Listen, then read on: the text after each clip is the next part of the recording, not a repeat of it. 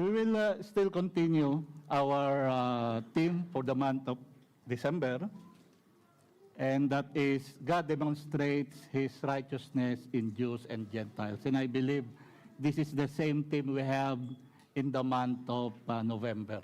And we'll just be continuing our series, preaching series, about our theme of the month. And we will be talking about the remnant of Israel. And what is a remnant? And before I continue, I will ask you to stand, mga kapatid. And let's read together. Our theme verse for this for today is taken from the book of Romans, chapter 11, verses 1 to 10. And let's read together. Romans 11, 1 to 10, the remnant of Israel. I ask then, did God reject His people? By no means. I am an Israelite myself, a descendant of Abraham from the tribe of Benjamin. God did not reject His people whom He foreknew. Don't you know what Scripture says in the passage about Elijah, how he appealed to God against Israel? Lord, they have killed your prophets and torn down your altars. I am the only one left, and they are trying to kill me. And what was God's answer to him? I have reserved for myself 7,000 who have not bowed the knee to Baal.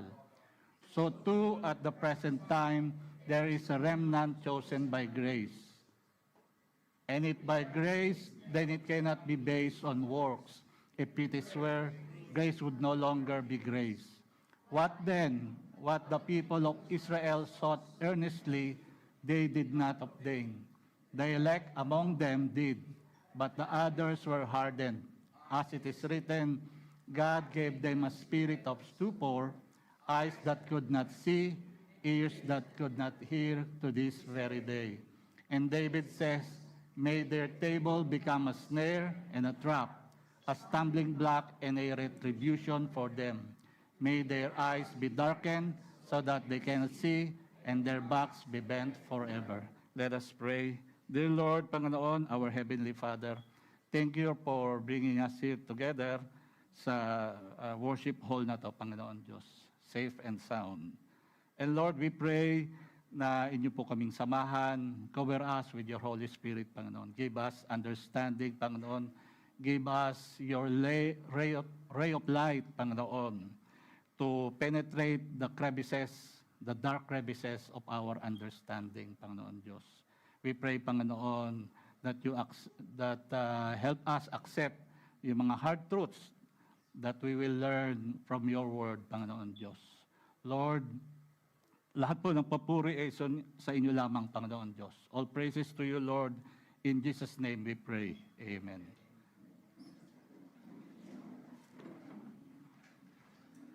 The remnant of Israel. And what is a remnant?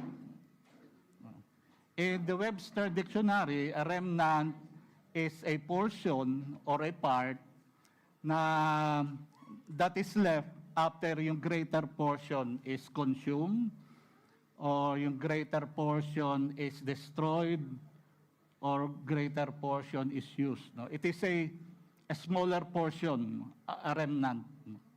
That is the dictionary definition of a remnant. But in Christian theology, the remnant is simply a small minority of people who remains faithful to God.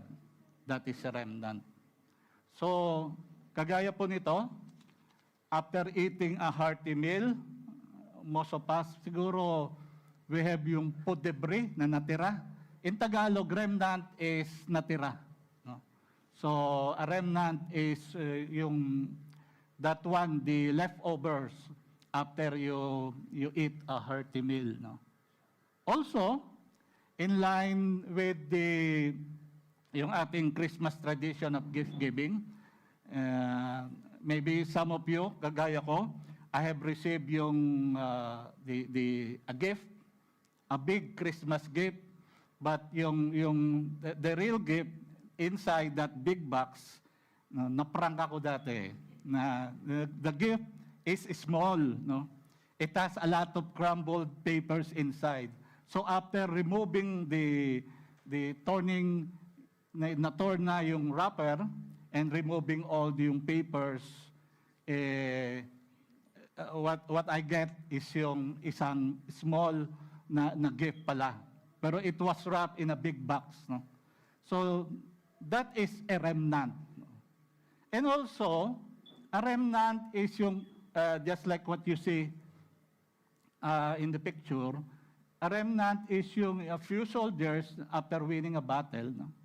Yung kanilang mga comrades have been killed at few of them has survived the battle, no? That is a remnant. So, but in a remnant in Christian theology, yung ating in the Bible, a remnant is yung mga natira. A remnant is a group, a small minority that is left na who become who are being faithful, who have been faithful to God, no? Loyal pa rin sa Diyos, yung tinatawag na remnant na to. And we will talk about yung remnant of Israel today, at saka yung what about yung the remainder of the nation of Israel. The remnant of Israel and the rest of the nation of Israel. Ano yung mangyayari sa kanila? So, in Romans 11:3-4, it says, I have reserved for myself. Ano yung masasabi natin dito sa ating Panginoon Diyos? What can we say about God here? I have reserved for myself. Ito yung, you can cross-reference this in 1 Kings chapter 19. It is a conversation between the prophet Elijah and God. And prophet Elijah complained na he is the last man standing. All the others in the whole nation of Israel have bowed down to Baal. And he says, I'm the last one left, and they are trying to kill me. That's what Prophet Elijah is saying to our God. But God answered him, no, I have reserved for myself 7,000 who have not bowed down the knee to Baal. Reserved, it is in active sense. No?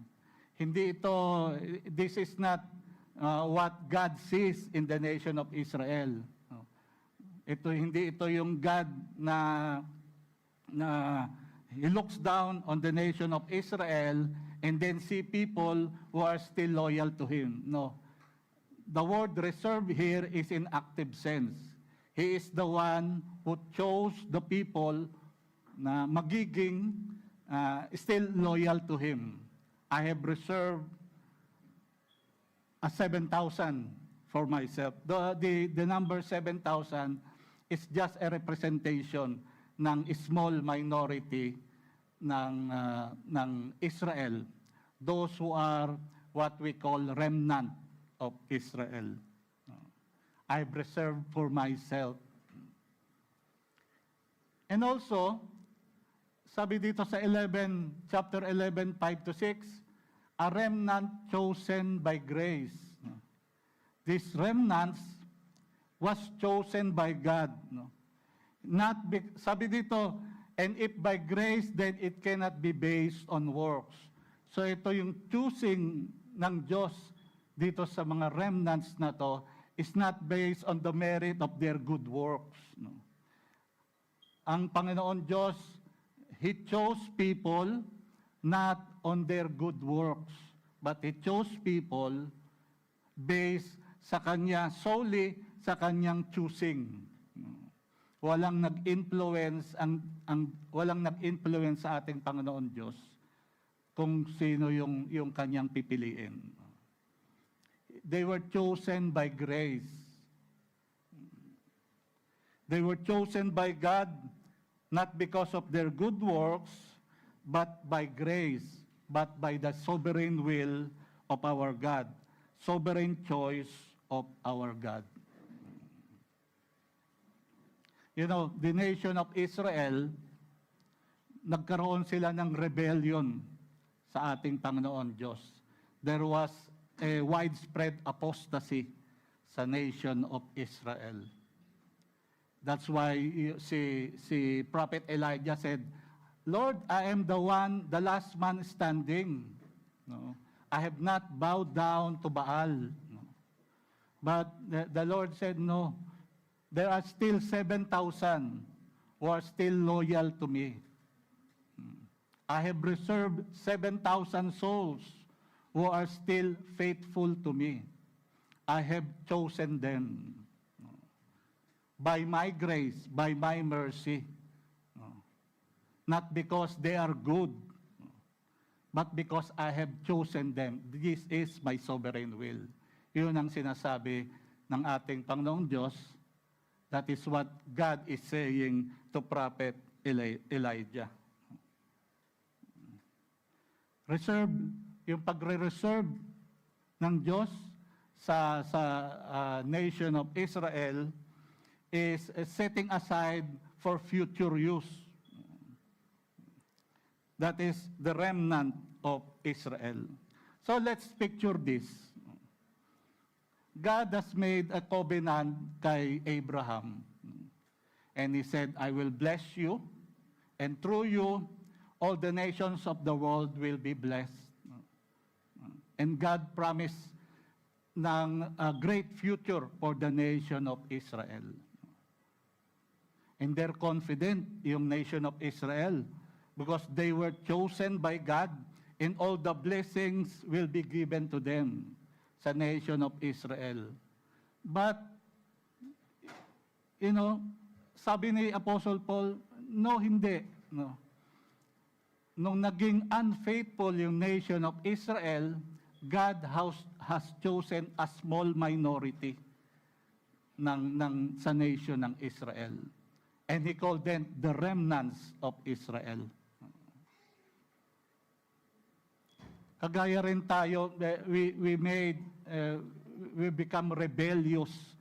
Kagaya po nung the last time I speak here, maybe a little less than a month ago, by the sovereign will of God, no, He chose people who will be saved. No. That's the hard truth. The same thing here sa ating sa binasa natin sa our text. God also chose people, no, as remnants of Israel. He chose people who are faithful, who are still faithful to Him. May mga tao pa rin. There are remnants in the nation of Israel who are still loyal to our God. No? In spite of all the apostasy, the widespread apostasy in the nation of Israel. So, see, God made a promise to the nation of Israel through Abraham. No? He will bless them, and all will be saved. No? But here, Apostle Paul is telling us, yung masisave lang ay yung remnant. No? The 7,000, a representation of a small minority in the nation of Israel. Those who will be saved is only a small minority in the nation, in the whole Israel. It's not just like the last time, not all Israel are Israel. Yung mga masisave lang, salvation goes to doon lang sa mga children of the promise. Through Isaac, because Abraham has also a child by Hagar and by the name of Ishmael. No?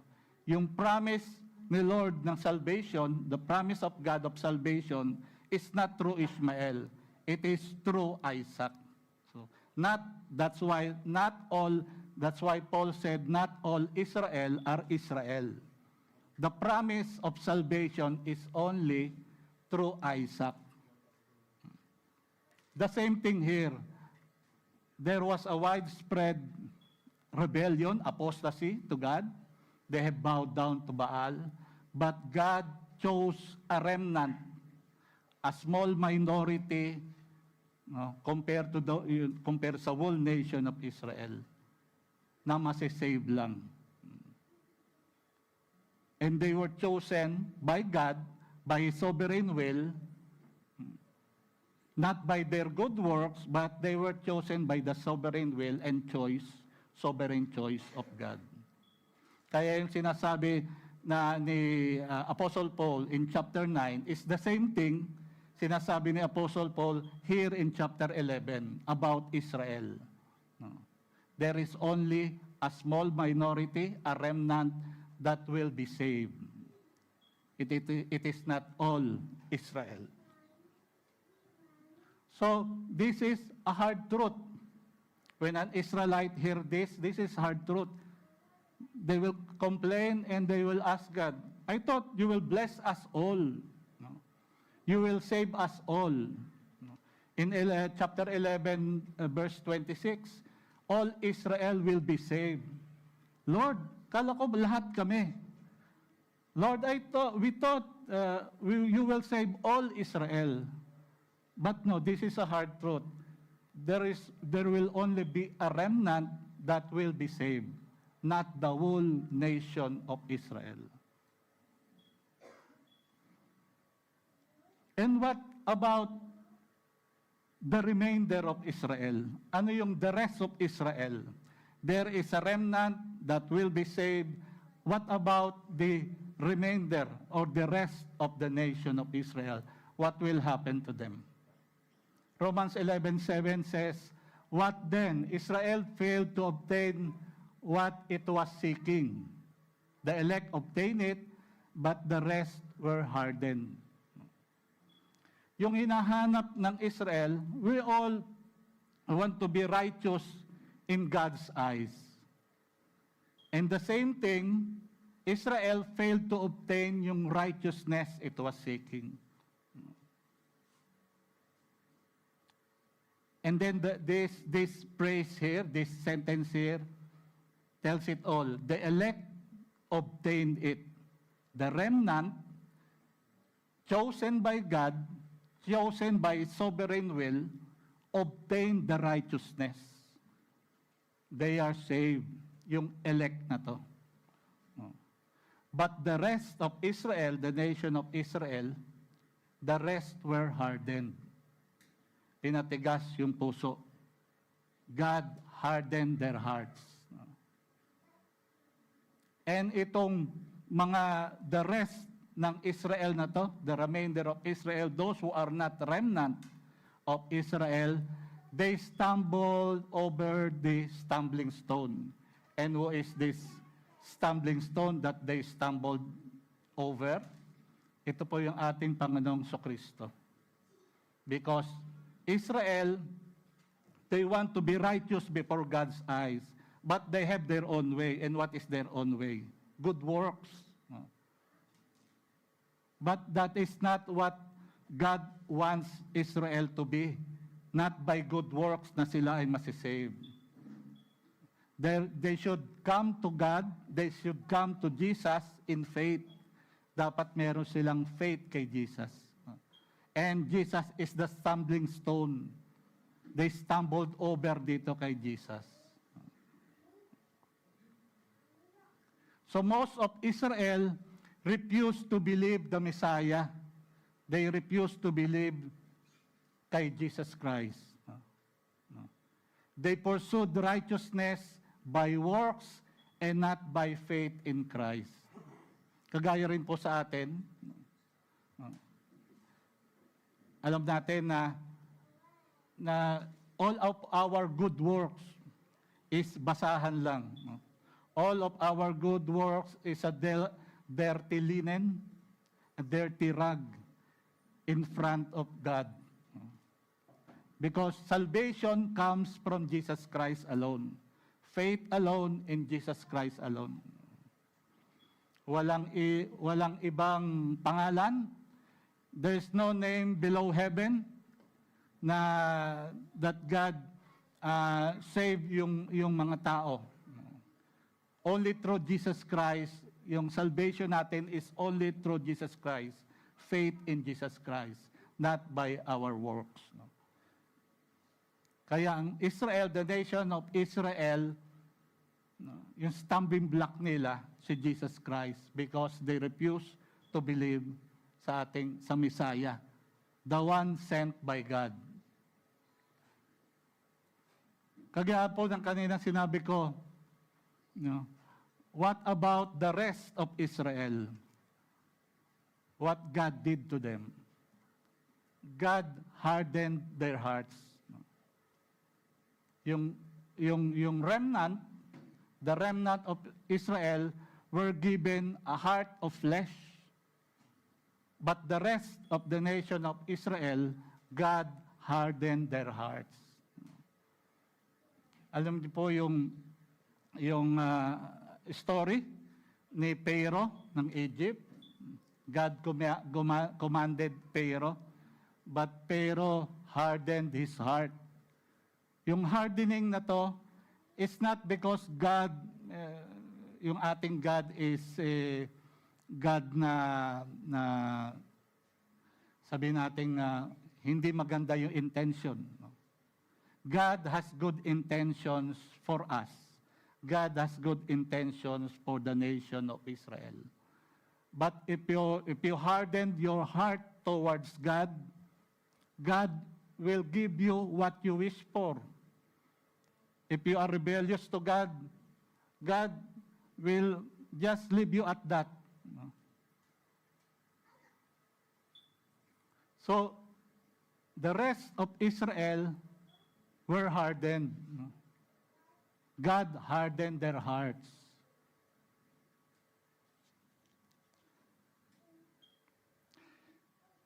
Israel has failed to be righteous in God's eyes. And they have stumbled over sa stumbling stone nga. Walang iba?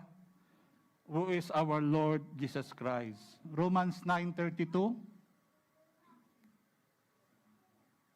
Romans 9:32.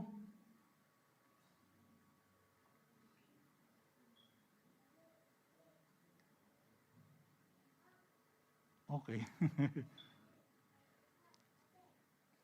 Sa Romans 9:32, yun ang sinasabi dito, they stumbled over sa Messiah na pinadala ng Diyos. None other than our Lord Jesus Christ. So in verse 11 and verse 8, chapter 11, sabi dito, as it is written, God gave them a spirit of stupor. What is a spirit of stupor? A spirit of stupor is a spirit of numbness and insensitivity. And the result is spiritual blindness and spiritual death. Israel could still see, they could still hear physically, but the spiritual truths given to them are foolishness to them and unappealing, unattractive to them. Kagaya rin po natin, no? Pag ikaw ay you have a hardened heart, yung spiritual truths walang kwenta sa iyo. The spiritual truths is foolishness to you, di ba? That's what God did when He hardened the hearts of the rest of the nation of Israel. God gave them a spirit of numbness, a spirit of insensitivity. No. Insensitive na sa spiritual truths. God gave them a spirit of stupor.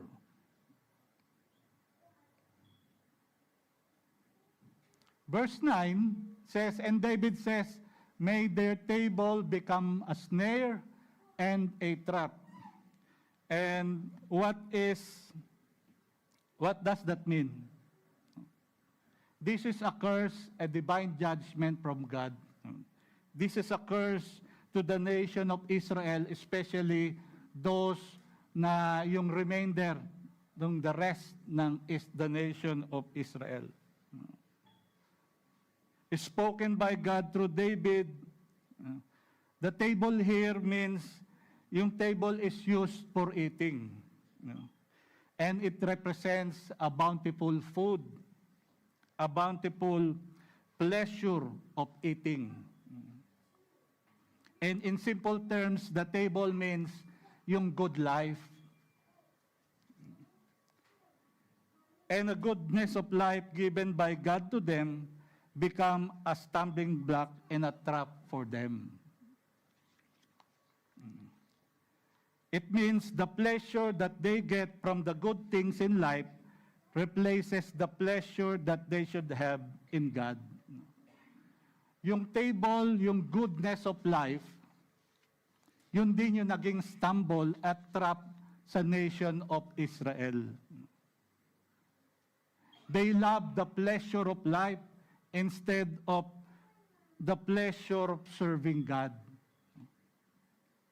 Parang tayo din, di po ba? And this pleasure of life, dampen and reduce yung spiritual appetites ng nation of Israel. Just like us, we express our idolatry by preferring yung mga life's pleasures over God. Pag tayo ay nakaranas ng mga goodness sa life natin, we have a lot of food in our tables. We have cars, mga flashy cars, we have a big house. All the pleasures in life we possess yung mga ganong pleasures. We tend to yung maging idolize yung mga possessions natin. We forget about God. Nagiging na tayong materialistic. We love the pleasures of life rather than loving God. That is what David says. May their table become a snare and a trap.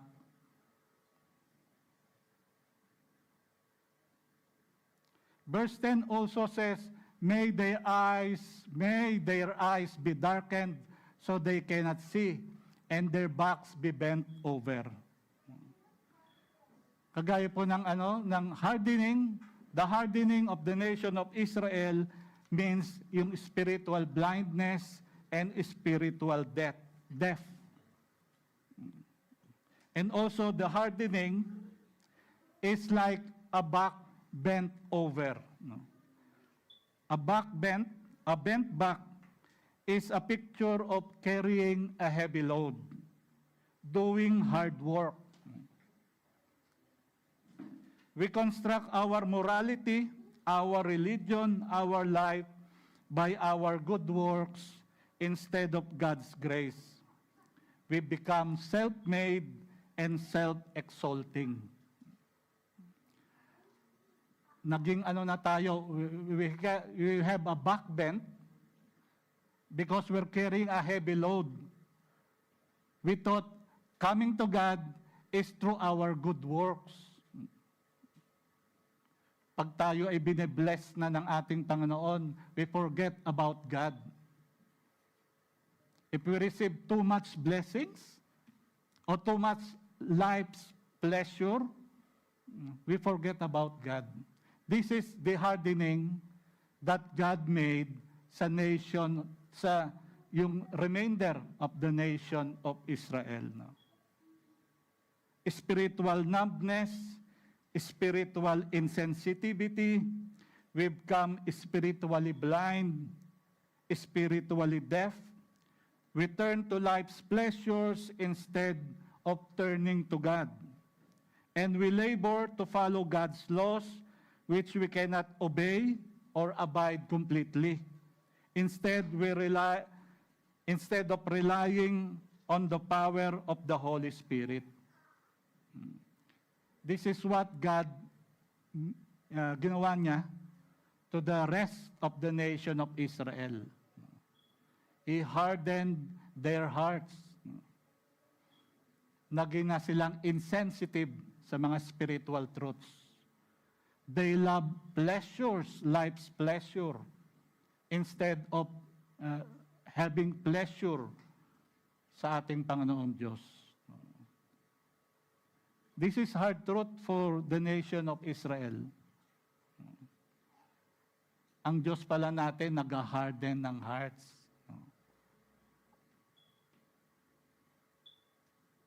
Pag hindi ka chosen. I know some of you, I don't know. Maybe some hindi gusto. They don't like the concept of God by His sovereign will choosing some over the others. Pero this is what the Word of God tells us. By sovereign choice, He has chosen some, a remnant, sa nation of Israel. Just like in the Gentile world also. Tayong mga Gentiles, God has chosen some, but not all. At ano yung nangyari? Yung kagaya ng sinabi ko, what happened to those God na He has not chosen? God hardened their hearts. Kapag ikaw ay nakakaramdam ng spiritual numbness, spiritual insensitivity, you don't like yung mga spiritual things, you like yung life's pleasure, maybe you have to ask God, maybe you have to ask yourself, no? Why am I insensitive? Why I don't like to go to church? Why I don't like to read the Bible? Why I don't pray? Insensitive ka na. And I hope, sabi nga ni Apostle Paul, no? Did God reject Israel? Did God reject some Gentiles that He has not chosen? Sabi ni Apostle Paul, certainly not. May it not be so. Sana hindi totoo. Pero this is the truth. God has chosen some over the others. And those others that He has not chosen, God hardened their hearts. So sana dito sa atin, walang ganon. We're insensitive sa mga spiritual things. That we forget about God. You just, in every Friday, every weekend, we prepare going to the mall. We prepare going to other places instead to the church.